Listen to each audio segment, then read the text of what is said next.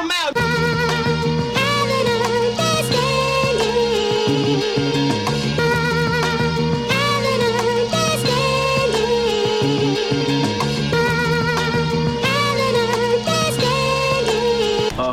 This song is off of my first album. It was written between 94 and 98, but it was released in 99 and then again in 2001. It's called Wax Paper. So I'll refrain from trying to explain anything until I struggle my way through it right here, right now. So, as I start from scratch about this born suspect named Neek, a street legend. Pulling hits was his infatuation. From birth, his first spoken word was tech. So by the age of 12, you could guess what would dominate his conversation. He had a twin brother born 10 apart. One was dark, one was light, neither was right. Taking turns letting off shots to move crowds with a needlepoint aim and the infrared sight, so they ruled the night. His tone arm stayed tipped with the nickel plated, so even in the crossfire they were never faded. It was debated that the steel plate was overrated, but they negated all competitors that tried to state it. Very few crossed the line and made it without a scratch. For every new batch there was a new catch. Often, people asked Neek why his revolver wouldn't stop. He replied, "Everybody wants me in the coffin." His pitch ass tried to get live at a red light. He received 33 from a 45. By the green light, the change in his heartbeat tempo proved to Neek that nobody was exempt. So he took his game from the PJ centers to the clubs, constantly getting caught up in the mix, slipping through the fingers of the system, waiting in the cut to see who'd be the next man to try and diss him. Till one day, Neek was playing sniper again, quiet but deadly, picking off his prey from the roof when all of a sudden he had the illest vision. It got him amped. He stood up straight and started woofing. His twin bro simply had no idea that Killer Neek was reevaluating his career, but the thought process made him defiant, equalizing similar victims from one major client. The concept hit him in a flash. There was much more to this lifestyle led than petty cash, but his brother just couldn't understand that every move they made was planned by the unseen hand. So Neek flipped the script from the new to next school, transformed the game and rearranged the rules. Self-employed requests made a transition, cornered the market by taking out your competition. But Neek's brother didn't have the same ambition. He'd rather catch his victims than his fellow suspects. But he agreed something had to change, so as they discussed this, he realized his life lacked poetic justice. So Neek's right-hand man broke left to become one of the well-known 5 fingers of death.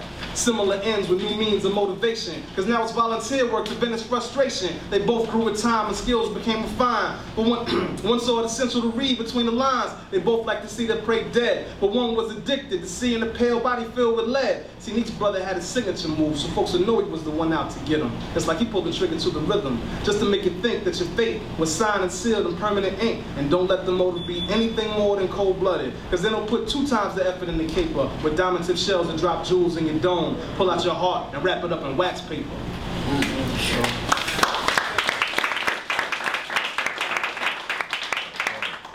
At the time, that song was kind of like my sort of piece to resistance as far as everything I had up into my catalog until then.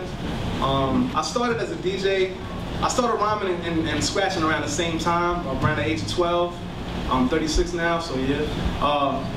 But my first cuts were just basically on my mom's Gold Star stereo, where I would take the little switch that goes from radio to phono to tape, and I would take that phono to tape, and phono tape, phono tape, phono tape, and make that my fader and put my first little cuts down.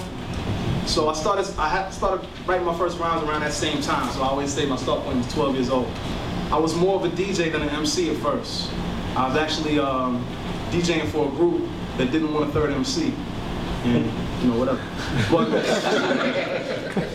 they lost. Yeah, the song is an ode to the Technique 1200 turntable.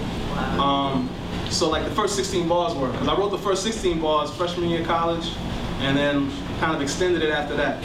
But so if you look back, it goes, as I start from scratch, by the born suspect named Neek, a street legend, pulling hits was his infatuation. From birth, his first spoken word was technique. So by the age of 12, technique's 12, you can guess what would simulate this conversation. So the whole thing kind of goes on as a metaphor, and you know, a lot of people on face value would hear the gunplay, right. But you know, the 33 from a 45 is, you know, speeds on the turntable. Right.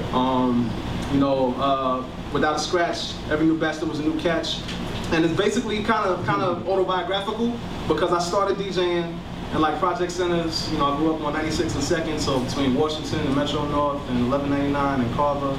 You know, I was doing little project center parties where we'd have to bring the speakers with us and the turntables and all of that. And so that's basically the rundown of the first 16 that you have there.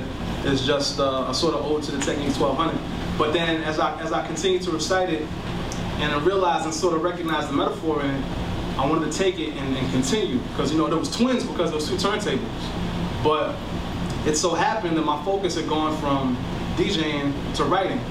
So the song, it dawned the name Wax Paper because I went from the wax to the paper, you know.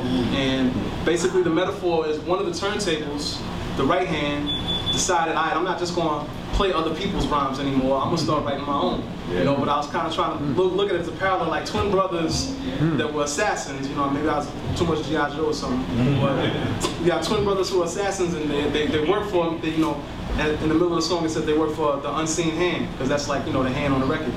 But so one of the hands was like, nah, I'm gonna start writing that. So I picked it because it's sort of at least a 3-layer joint, you know. There's the story on its face, there's the ode to the turntable in the first 16, and then just the whole general metaphor going from DJing to writing, and then the autobiographical aspects of it. So I like the essence in the first, like his tone on stay tip with nickel plated. So even in the crossfire, they never think. See, the thing about that, but they still play over. I would have to put a nickel on my tone on to make sure that the needle didn't jump. And a lot of DJs did that. You know, I'm talking about like before Serato, when there was no relative mode. You know what I'm saying? Like you might have had a warped record, so you had to be real careful. So I started out on some Gemini VD20s. So they were belt drive, and they were very, very sensitive. And if you would go anywhere, and you bring your turntables to a party, and a lot of times like somebody bring their turntables to a party, and all the DJs in the crew will come through and get on, right? So I'll bring my turntables, and I basically have to rock the whole night because nobody would want to touch DD20s. But my hands became really light. So when I got like my little summer job going and raised up some money to get myself some Tech 12s, then it would fly. You know what I mean? So that was sort of it's weird because there are a lot of songs to pick from, you know, that might be autobiographical, but this one on the low is telling the story. Absolutely.